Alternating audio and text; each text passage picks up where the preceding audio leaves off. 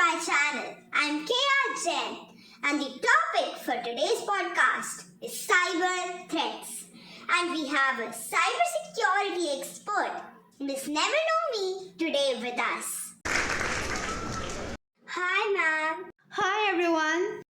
Okay, now let's dive into the fantastic world of cybersecurity threats.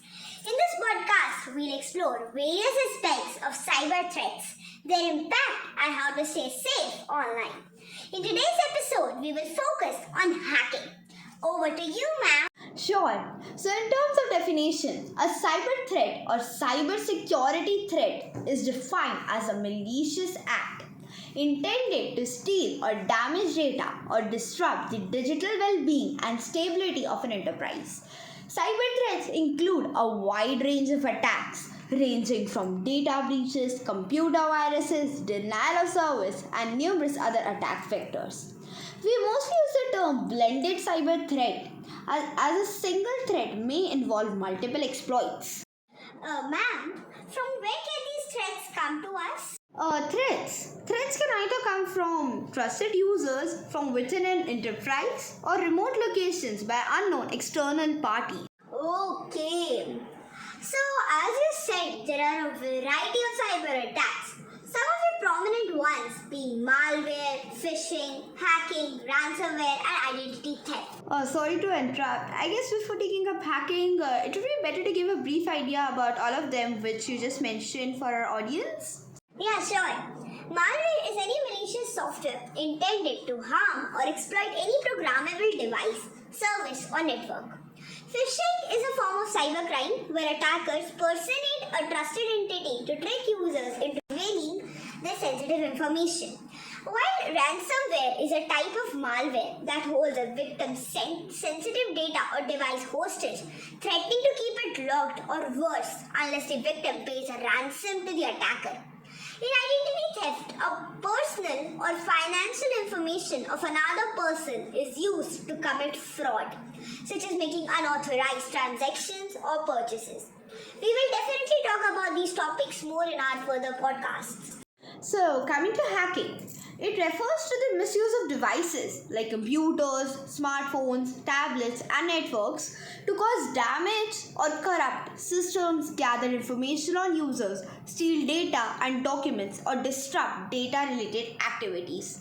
And you know what is so odd about it? What? Hackers are growing in sophistication.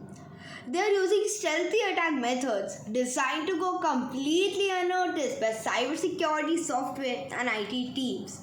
They are also highly skilled in creating attack vectors that trick users into opening malicious attachments or links and freely giving up their sensitive personal data. Hackers and sophistication? No link. But still, therefore, it is very important to never open an unknown link. You never know what cyber attacks victim you end up becoming. Very important. And you know what? We have even classified hackers into 3 types: black hat hackers, white hat hackers, and grey hat hackers. So, black hat hackers are the bad guys of the hacking scene. They go out of their way to discover vulnerabilities in computer systems and software to exploit them for financial gain or for more malicious purposes, such as to gain reputation, carry out corporate espionage, or as part of a nation-state hacking campaign. White hat hackers are the good guys and who attempt to prevent the success of black hat hackers through proactive hacking. They use their technical skills to break into systems to assess and test the level of network security, also known as ethical hacking.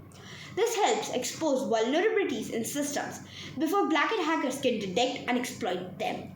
The techniques white hat hackers use are similar to or even sometimes identical to those of black hat hackers, but these individuals are hired by organizations like in which I work to test and discover potential holes in the security defenses. Grey hat hackers sit somewhere between the good and the bad guys. Unlike black hat hackers, they attempt to violate standards and principles but without intending to harm or gain financially.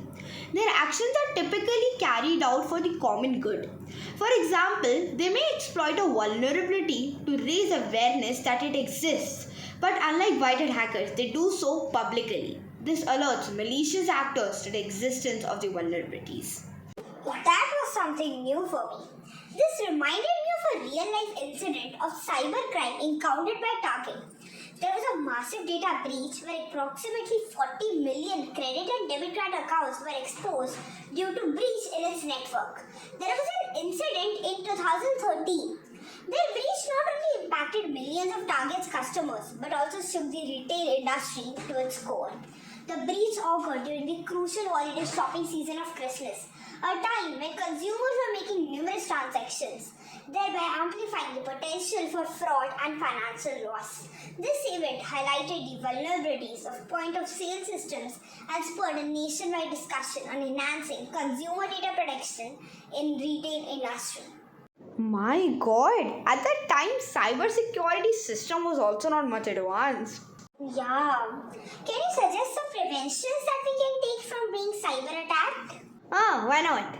Some preventive measures are keeping our softwares updated, using unique passwords for different accounts, always looking for Hypertext Transfer Protocol Secure HTTPS prefix at the start of a web address, avoiding clicking on ads or strange links, downloading from first party sources, installing antivirus software, using a VPN, using a password manager, using two-factor authentication, and brushing up on anti-phishing techniques.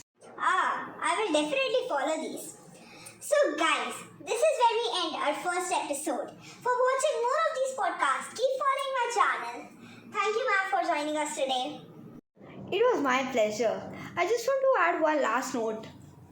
Please, ma'am. One single vulnerability is what an attacker needs. So keep your eyes and ears open at all times. Thank you.